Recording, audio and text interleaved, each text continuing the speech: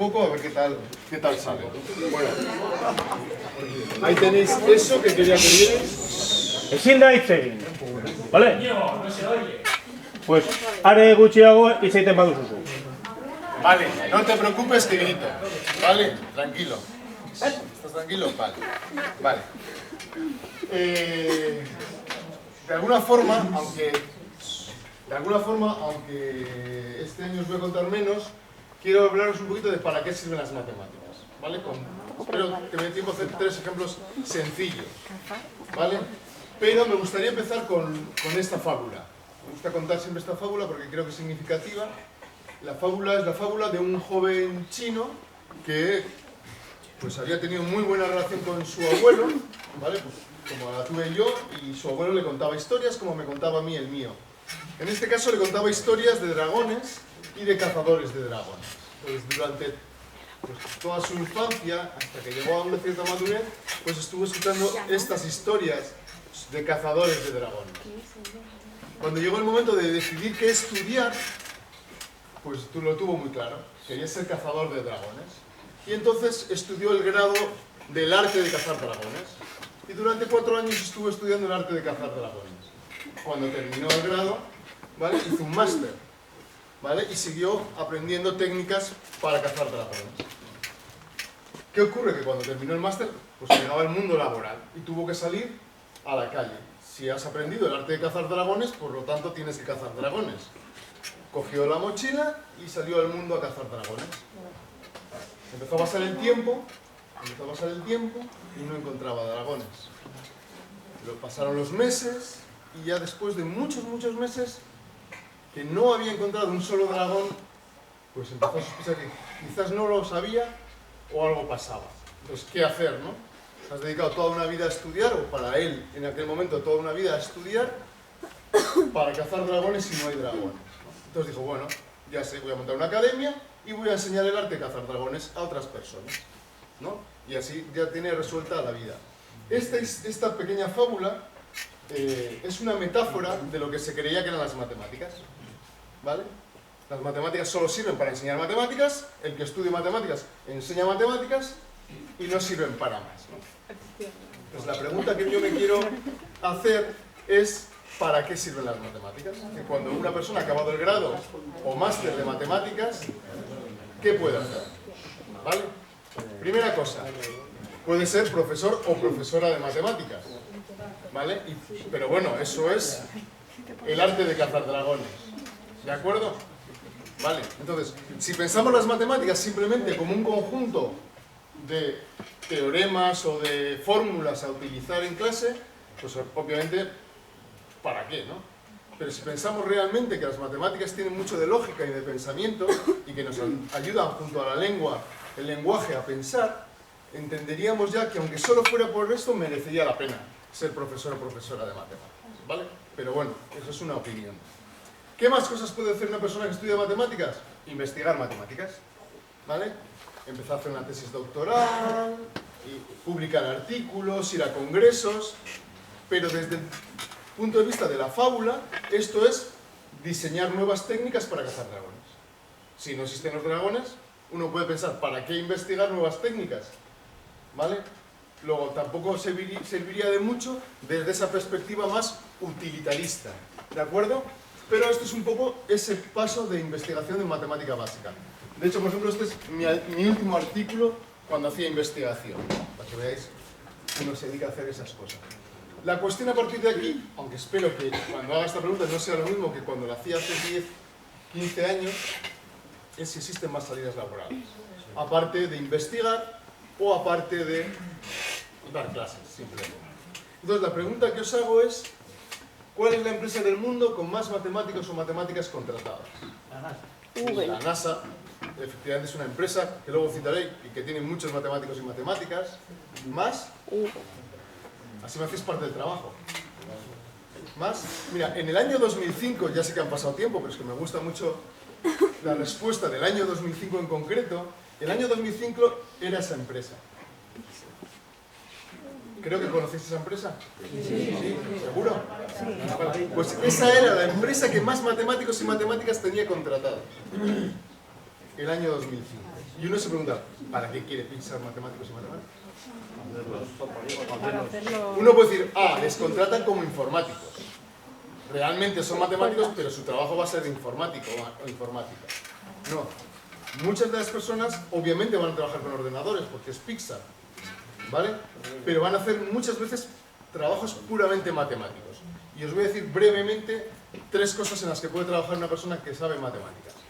La primera de ellas, y además este es son casos reales, la primera de ellas, ¿veis eso? Monstruos S.A., ¿vale? Pues, aunque hay más gente, pero este sería el caso de una persona que investigaba en la siguiente cuestión. Alan Turing, que fue un matemático célebre, en los años 50, creo recordar, estuvo estudiando las ecuaciones matemáticas que explicaban las pieles de los animales. ¿Por qué algunos tienen motas y otros tienen rayas? ¿Por qué algunos las motas son pequeñas y otras grandes? ¿Vale? Son unas ecuaciones matemáticas, ¿vale? Que obviamente teniendo en cuenta la química y la biología de las pieles de los animales, explicaba por qué se producía eso. ¿De acuerdo? Pues uno de los matemáticos que estudiaba eso, y lo estudiaba a nivel teórico, fue contratado en Pixar ¿para qué? Para que les ayudara a diseñar las pieles de los animales. Bueno, en este caso de los monstruos, ¿vale? Y contrataron a alguien que sabía matemáticas, porque las matemáticas explicaban esa cuestión, ¿vale? Otro tema muy importante, este es un poco genérico. Cuando diseñamos una taza, que es el caso más sintomático y ejemplar de lo que es el diseño gráfico a lo largo de la historia por ordenador, ya sabéis que fue el primer objeto que se modeló 3D y que se ha ido reutilizando. Cada vez que se hace un modelado geométrico, hay un montón de cuestiones de geometría de superficies que hay que tener en cuenta. Y ahí hay muchas matemáticas implicadas. Por lo tanto, toda la investigación que se puede hacer en geometría de superficies contribuye de alguna manera a ayudar a ese tipo de cuestiones. En esa no voy a contar mucho. Y esta, que no sé si la veis bien, que es Ratatouille. Ratatouille es cuando la rata cae al río y es arrastrada. Me sirve como ejemplo para hablar no solo de esta película, de muchas películas, donde si queremos representar bien el movimiento de los líquidos, hay que saber dinámica de fluidos, ¿vale? Y por lo tanto, para poder diseñarlo bien, hay que utilizar las herramientas físicas y matemáticas que describen esa dinámica de fluidos. Y de hecho no solo Ratatouille, sino en muchísimas películas, ¿vale? En el Poseidón, que va a ser el Titanic, y otras muchas, han trabajado grupos de personas que saben matemáticas y física para poder modelizar bien el movimiento de los líquidos. Y así un montón de ejemplos. Y esto es solo la introducción, pero bueno, en fin. Un exalumno de la UPV, ¿vale? EHU, ha estado trabajando en Pixar. ¿De acuerdo? Y os voy a hacer, bueno, hasta trabajando creo que no sé si hay más, pero este lo ha hecho trabajando utilizando matemáticas, ¿vale? Este alumno, que es Íñigo Quílez, ¿vale? Que es una de las personas que está aquí, este en concreto. Bueno, yo en el año 2005-2006 colaboré con él montando una exposición de lo que se llamaba Demoscene, Matemáticas en Movimiento. Esa pequeña peliculita que he puesto al principio, ¿vale? Ha sido generada por él, ¿vale? Nosotros montamos una exposición sobre eso, ¿vale? Películas como esta o la que habéis visto al principio, ¿vale? Son programas, bueno, lo que yo he obtenido, lo que tengo yo aquí es la película ya grabada, ¿vale? Pero en principio son programas de 64K o 120K como mucho, ¿vale? Si vosotros abrís un documento Word y lo guardáis, ya tiene más, ¿vale? Es decir, eran programas muy pequeños, de memoria muy pequeña, ¿vale? Casi sin capacidad, pero que ejecutan esas películas. ¿Y sabéis por qué? Porque las ejecutan en tiempo real utilizando matemáticas, ¿vale? Se diseñan matemáticas para decirle, quiero que aquí metas una montaña, que tenga esta iluminación, que tenga este color, todo eso mediante fórmulas matemáticas. Y al ejecutar en tiempo real, lo que está diciendo es ejecutar cada una de esas fórmulas matemáticas que le dicen cuál tiene que ser el diseño de la pantalla, ¿vale? Y por eso se puede hacer con tan poca memoria. Ya digo, 64K no es nada. Cualquier teléfono vuestro, cuando hace una limpieza, lo hace ya de bastantes megas, ¿vale? Con lo cual podéis imaginar que son 64K, nada. Y eso es gracias a las matemáticas, ¿vale? Bueno, pues esto es lo que hacía Íñigo Quílez y otro grupo de personas, ¿vale? En cierto momento, Pixar Pixar, sabéis que hace películas por ordenador, pero no todo. Los fondos de las películas se seguían haciendo a mano, ¿vale? Es decir, todo lo que es la escena principal se hace por ordenador, pero los fondos se pintaban a mano. Cuando decidieron hacer esta película, que es Brave, no sé si la habéis visto, sí. Vale, Brave tiene unos fondos alucinantes, con mucho paisaje, mucha vegetación. Calcularon que tardaban más en pintar los fondos que en hacer la película. Claro, una compañía como Pixar no se podía permitir, creo que eran 10 años esperando a que se acabaran de pintar los fondos. Luego había que darle una solución, ¿vale? Entonces contrataron a Íñigo para que utilizara eso, el Demoscene, para intentar crear esos fondos, ¿vale? Y él lo que ha hecho es, utilizando matemáticas, aquí no sé si se ve muy bien, utilizando fórmulas matemáticas, moldea las superficies, les mete la hierba, va diseñando las hojas, los árboles. Todos estos fondos han sido diseñados teniendo en cuenta fórmulas matemáticas, ¿vale? De hecho, en el DVD, ¿vale?, se explica, hay un apartado que se llama, aquí está, las matemáticas en Brave, donde explican ese proceso. Bueno, más o menos con pequeñas ideas solo, ¿vale? Pero digamos que lo que han hecho es utilizar matemáticas para poder resolver ese problema. ¿De acuerdo?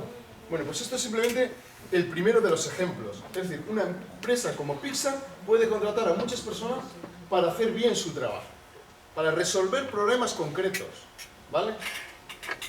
Y de hecho, durante los siguientes años, la empresa o entidad que más matemáticos y matemáticas tenía contratadas era la Agencia de Seguridad Nacional de los Estados Unidos, que como sabéis en las películas suelen ser los malos, ¿vale? Los que espían, etcétera, etcétera, ¿vale? ¿En qué? En criptografía, análisis de señales, procesamiento digital de voz, teoría de códigos, comprensión de datos, análisis de redes de comunicación o seguridad informática. Ahí hay muchas matemáticas, ¿vale? Y por lo tanto, se contrata a personas que saben matemáticas para trabajar en esos campos, ¿de acuerdo? Luego ya veis que muchas empresas importantes pueden contratar a matemáticos y matemáticas para realizar ese trabajo. Google, Microsoft, IBM, la NASA, la Agencia Espacial Europea, Rand Corporation, Wall Street y un montón de empresas de diferentes tipos contratan a matemáticos y matemáticas para trabajar en sus empresas. Suelo contar una anécdota, os voy a contar solo una de las dos. Google, en cierto momento, para contratar personas, para trabajar dentro de Google, hacía lo siguiente. Bueno, esto es una sentencia.com. Es decir, si uno ponía lo que ponía en esa sentencia.com, entraba a una página de contratación de Google, ¿vale? Esa sentencia lo que dice es los 10 primeros dígitos primos encontrados en el número E. El número E es como el número pi y tiene infinitos decimales, ¿de acuerdo? ¿Sí? Si imaginar, es 2,7, bla, bla, bla. Cogemos los 10 primeros decimales. Nos preguntamos, ¿es primo sí o no? No es primo. Movemos una posición. Esos 10, ¿es primo sí o no? No. Movemos otra posición. Así hasta que encontremos el primero que sí es primo. Ponemos ese número .com y entramos en una página de contratación de Google. ¿Vale? Lo que se nos estaba diciendo es, si sabes matemáticas, queremos contratarte. Eso es lo que nos estaban diciendo. ¿De acuerdo? Vale. La idea a partir de aquí, bueno, yo creo que es más o menos claro que parece ser que las matemáticas sirven para algo y os voy a poner unos pocos ejemplos. Como se trata de que luego hagáis preguntas, voy a intentar limitarme a 2 o 3. ¿De acuerdo? El primero es un clásico, ¿vale? Y no es tanto un problema real, aunque luego veréis que tiene problemas reales detrás, pero nos enseña o nos ayuda a entender cómo funcionan las matemáticas. ¿Vale? Por una parte, tenemos un problema que queremos resolver. Y lo que hacemos es crear un modelo matemático, es decir, simplificar el problema, y sobre ese modelo matemático utilizar matemáticas para resolver el problema. Esa es la primera parte que os voy a explicar. Segunda parte, una vez que sabemos resolver ese problema, lo que hemos aprendido lo podemos utilizar para resolver muchos otros problemas. ¿Vale? Todo lo que aprendemos lo metemos en la bolsa de las herramientas y lo utilizamos después. ¿Vale? Entonces, el problema que es real, ¿vale? Bueno, real, la historia, no que se planteara lo que os voy a contar ahora, es un problema que no es importante para nuestra vida, como vais a ver. Pero nos enseña a pensar. Y las matemáticas muchas veces empiezan así, como un juego para pensar. ¿Vale? Esto es una leyenda apócrifa. Apócrifa quiere decir que realmente no era real, pero alguien se la inventó en cierto momento.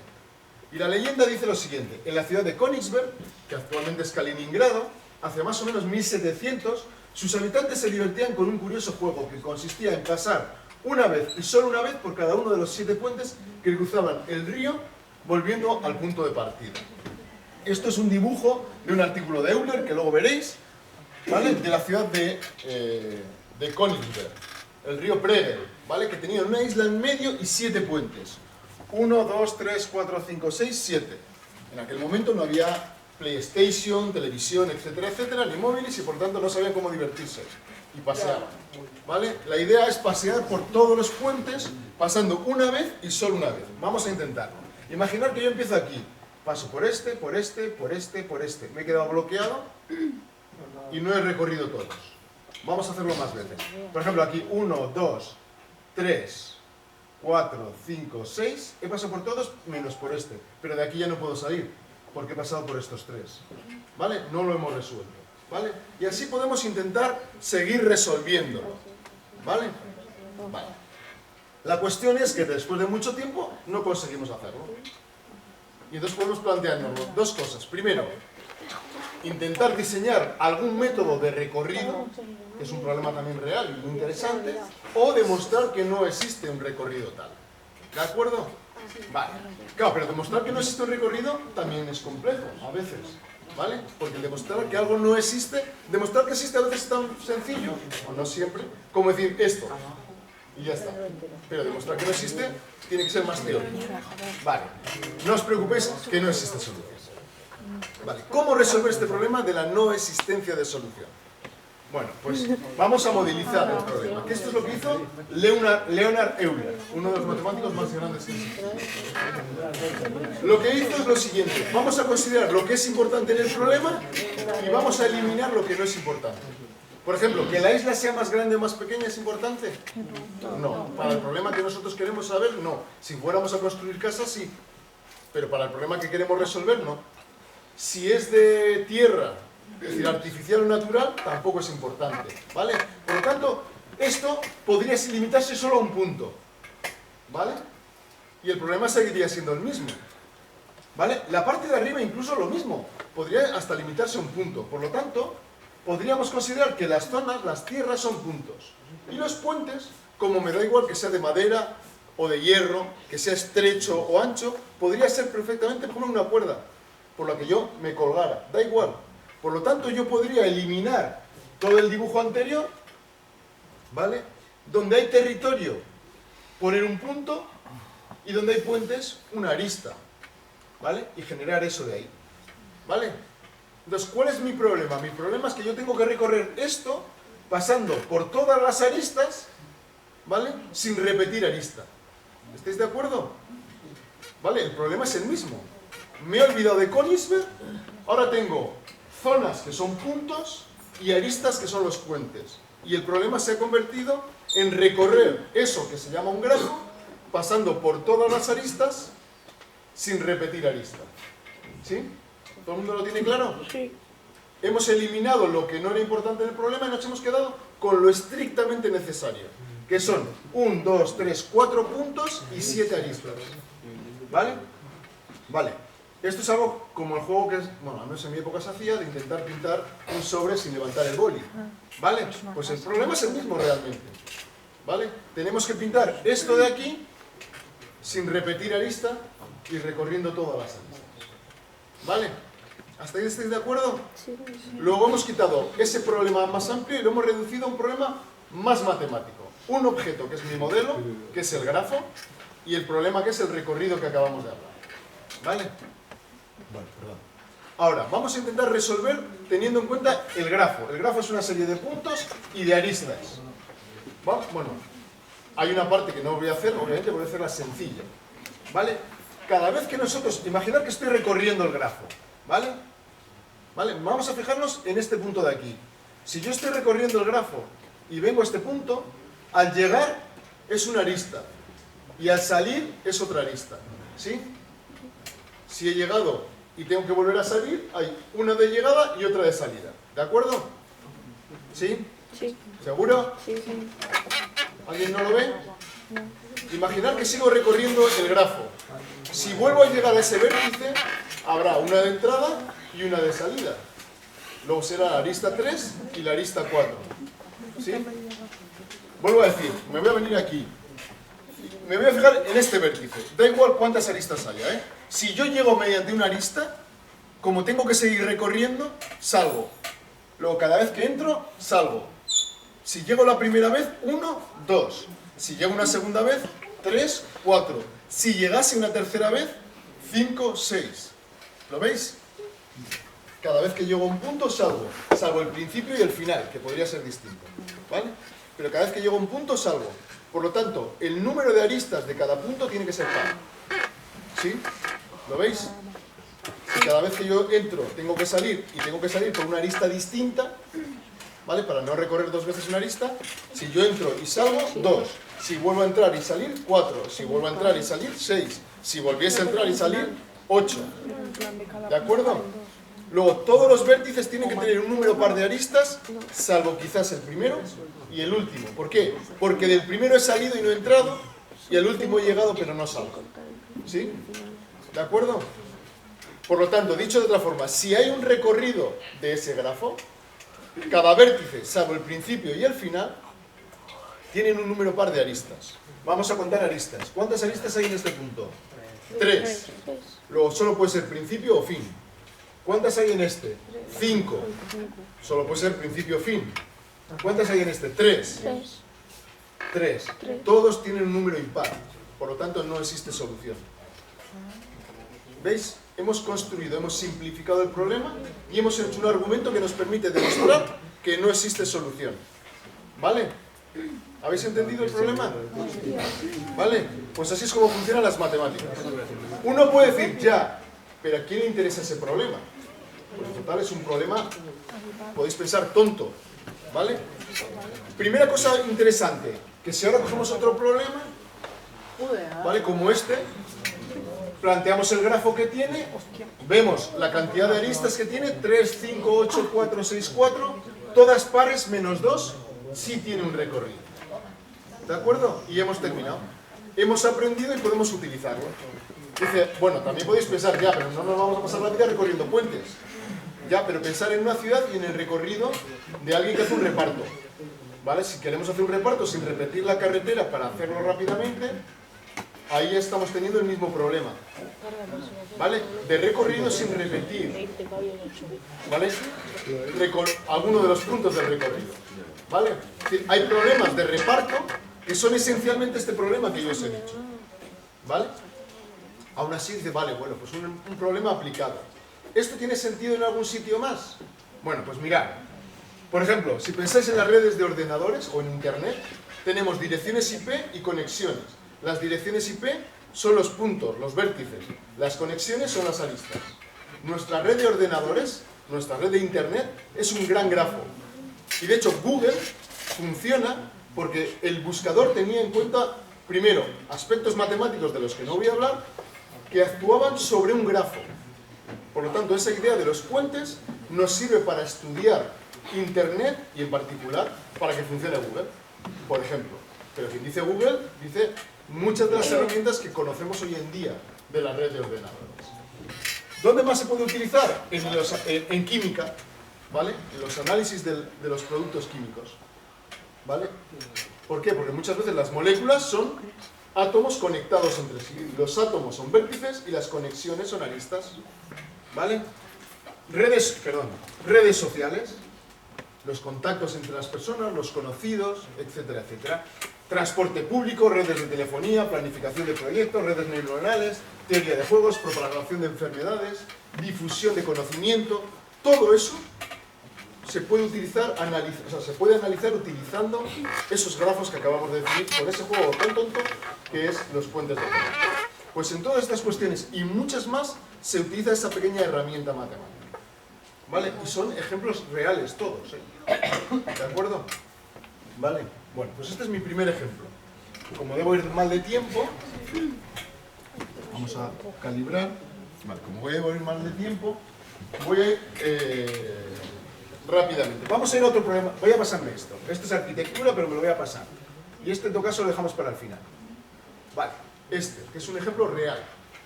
Vale, bueno, la industria bañanera, si todos... ¿Habéis visto Moby Dick? La película Moby Dick, bueno, algunos nos hemos criado con esa película, Capitán Ahab ya está ahí. ¿Vale? En aquella época cazar ballenas pues era algo artesanal, ¿vale? Independientemente de las consideraciones morales que podamos tener, no mermaba mucho la cantidad de ballenas que existían en el océano, ¿vale? Porque era una caza bastante artesanal. Pero con el paso del tiempo, sobre todo a partir de la Primera Guerra Mundial y mucho más de la Segunda, ¿vale? La caza de ballenas empezó a utilizar tecnología cada vez más importante y la caza empezó a ser cada vez más brutal, ¿vale? Hasta tal punto, mira, este es el gráfico de entre los años 30 hasta los años 60 de cómo bajaba la cantidad de ballenas cazadas, ¿vale? Es decir, aquí está contabilizando cuántas ballenas se habían cazado. Uno puede pensar que bien, cada vez se cazan menos, pero se cazaban menos porque cada vez había menos, ¿de acuerdo? Entonces empezó a haber cierta preocupación, ¿vale? Cierta preocupación porque si cada vez se cazaban menos ballenas, algo estaba pasando, ¿vale? Entonces, primero empezó a haber una cierta polémica. La industria ballenera decía, no hombre, cazamos ballenas porque se necesita para comer, ¿vale? Y los ecologistas decían, pues vais a cargar todas las ballenas que hay en el océano, ¿vale? Entonces empezó a haber una cierta polémica pública sobre este problema. La realidad es que la mayoría de las ballenas no se utilizaban para comer, se utilizaban para productos de otro tipo, aceites, bla, bla, bla, pero no para comer realmente. Se vendía como la necesidad de dar alimento a toda la población mundial, pero eso realmente no era cierto, ¿vale? Bueno, el asunto es que había una cierta polémica. Esa polémica llevó a la creación de una Comisión Ballenera Internacional, ¿vale? Y la Comisión Ballenera Internacional dijo, vale, parece que cada vez hay menos ballenas, pero no sabemos. Y entonces lo que se plantearon fue realizar un estudio de cuántas ballenas hay en la Antártida. La Antártida es el lugar donde hay krill y por lo tanto donde van a comer las ballenas, ¿vale? Y por lo tanto allí es donde durante una buena parte del año se congregan todas las ballenas, ¿vale? En este caso estábamos hablando de ballenas azules, que son unas ballenas enormes, ¿vale? Entonces la primera pregunta que se hicieron es cuántas ballenas había y otro tipo de cuestiones relacionadas con todo esto, ¿vale? Vamos a simplificar todo y vamos a quedarnos con la pregunta ¿cuántas ballenas hay en una especie en particular? Y la cuestión es ¿cómo podemos contarlo? Exactamente. Eso implicaría bajarnos al océano y ir buscando una a una sin saber y sabiendo distinguirlas, ¿vale? Dales una rayita con boli y ya está. Pues eso es lo que vamos a hacer, más o menos, pero como perderíamos mucho tiempo haciendo rayitas a todas las ballenas, sobre todo si hay miles, si hubiese miles, se hace de la siguiente forma. Hay tres formas de estimar la población de ballenas, ¿vale? Marcaje, capturas por día y análisis de la edad. Yo os voy a hablar de marcarlas con un boli, ¿de acuerdo? Y esto es real, ¿vale? Lo que os estoy contando es un caso real. Os puedo dar el artículo donde se explica lo que se hizo exactamente y luego os voy a contar otro más cercano. Voy a simplificar todo. Es una técnica de marcaje. Tiene sus complicaciones y por lo tanto luego hay que utilizar matemáticas para compensar esas pequeñas complicaciones. Por ejemplo, imaginad que yo tengo un lago y por lo tanto es cerrado, ¿vale? Que quiero contabilizar un tipo de peces que hay en ese lago. ¿Cómo podría hacerlo? Pues lo digo esto para simplificar el problema, el de las ballenas es similar. Vale. En el caso de las ballenas, mirad, esto es un corazón de ballena azul y esto es una persona, ¿vale? Lo que se les hacía era, se les marcaba. ¿Cómo se les marcaba? Se les marcaba clavándoles eso de ahí, ¿vale? En el lomo. Eso sí es maltrato. ¿Vale? Bueno, pues la cuestión es más o menos la siguiente. Salían a cazar, iban marcando ballenas, ¿vale? Eso lo hacían una temporada. Imaginad que marcaran 1000 ballenas, ¿vale? ¿De acuerdo? Bueno, vamos a pensarlo en un lago. Estamos en un lago, hay un número de peces, salimos a pescar y marcamos 1000 peces, ¿vale? Si queréis los pintamos de rosa, ¿de acuerdo? Perfecto. Era fosforito. Rosa fosforito, ¿de acuerdo? Vale. Dejamos pasar un tiempo, ¿para qué? Para que esos peces se mezclen con el resto de los peces, ¿vale? Y volvemos a pescar. En esa segunda pesca, volvemos a pescar 1000 peces, ¿vale? De esos 1000 peces hemos encontrado que 10 están marcados de rosa, ¿vale? ¿Qué me está diciendo ese dato? Me está diciendo que 10 de cada 1000 peces están marcados, ¿sí? Como sé que marcados hay 1000, querrá decir que si 10 de cada 1000 están marcados, 100 de cada 10.000 estarán marcados y 1.000 de cada 100.000 estarán marcados. Por lo tanto, hay 100.000 peces. ¿Veis? Esto es la técnica que se utilizaba para estimar la cantidad de peces que hay en un sitio cerrado o de ballenas en el océano. ¿Habéis entendido? Primero marcábamos, pasaba un tiempo y luego pescábamos de nuevo para saber el porcentaje de marcados dentro del total. Como sabíamos cuántos marcados hay, sabemos estimar el total. ¿Vale? Esto es real, ¿vale? Esto más o menos, aquí está muy simplificado, pero esto más o menos es lo que se hizo en este caso, ¿vale? De hecho se utilizaron 3 técnicas. ¿Cuál es el problema que tenemos? Pues obviamente que algunas de las ballenas no se marcaron bien, que esto es un océano, no es cerrado, etcétera, etcétera. Por lo tanto, luego hay que hacer matemáticas para ajustar mejor ese tipo de cosas. Yo las he simplificado mucho, pero la esencia de la idea es esa, de una de las técnicas, ¿vale? Y de hecho es así. Y de hecho descubrieron que había muy poquitos miles de ballenas, ¿vale? Muy poquitos. Que podrían ser incluso menos de 1000. Y de hecho, a partir de entonces, en el 84, se creó una moratoria que prohibía la caza de ballenas. Primero la caza azul, como luego se extendió a la común, luego fue a la común y luego al resto. ¿Vale? Y todo eso se fundamentó en ese estudio matemático que se había hecho. Vale. Hace unos pocos años ha habido un problema similar con la anchoa en el Cantábrico, ¿vale? Un problema que hubo con Francia y España, ¿vale? Sobre la pesca de la anchoa. Y en un momento dado la Comisión Europea se planteó cuántas anchoas habría. Contrataron a una empresa de aquí del País Vasco que utilizó técnicas similares, más complejas, para conseguir estimar cuánta anchoa había en el Cantábrico. Y los datos que utilizó la Comisión Europea fueron de esta empresa de aquí, de Tecnalia.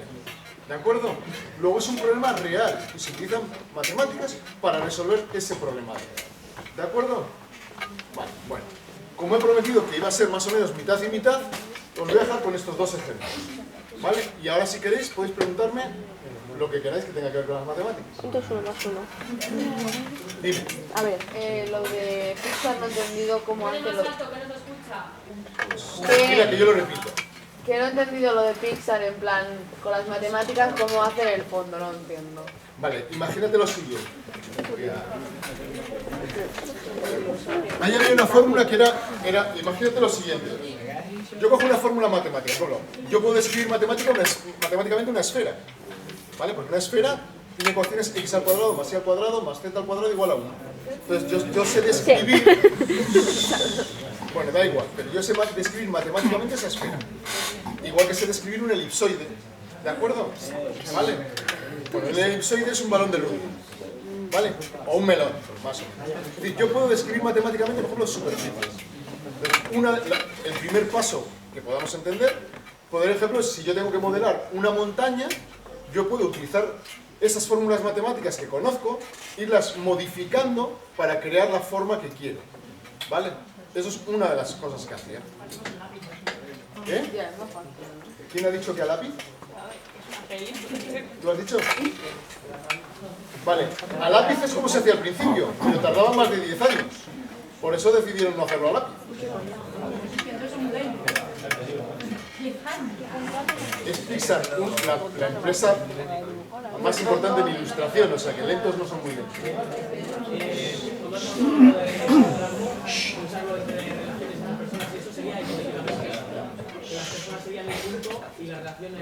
Claro, cuando estamos hablando de relaciones entre personas o de conocimiento, cosas así, hay muchos problemas relacionados con ese tipo de cuestiones, o también de propagación de enfermedades. Las personas son los vértices y el conocerse es la línea, ¿vale? Podemos hacer un grafo, de alguna forma, uno dice, joder, pues el grafo son puntos y líneas, ya, pero yo interpreto qué es el vértice y qué es la línea. ¿Más preguntas? Puede ser de esto o de otras cosas, ¿eh? Siempre que sean con matemáticas.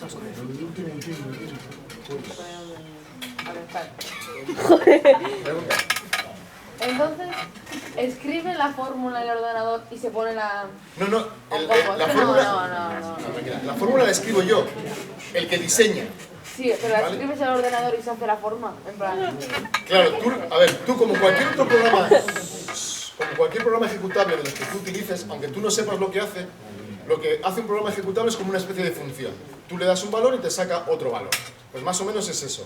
Tú le estás diciendo al ordenador, bueno, cuando dibujamos una pantalla, lo que hacemos es darle color a cada punto.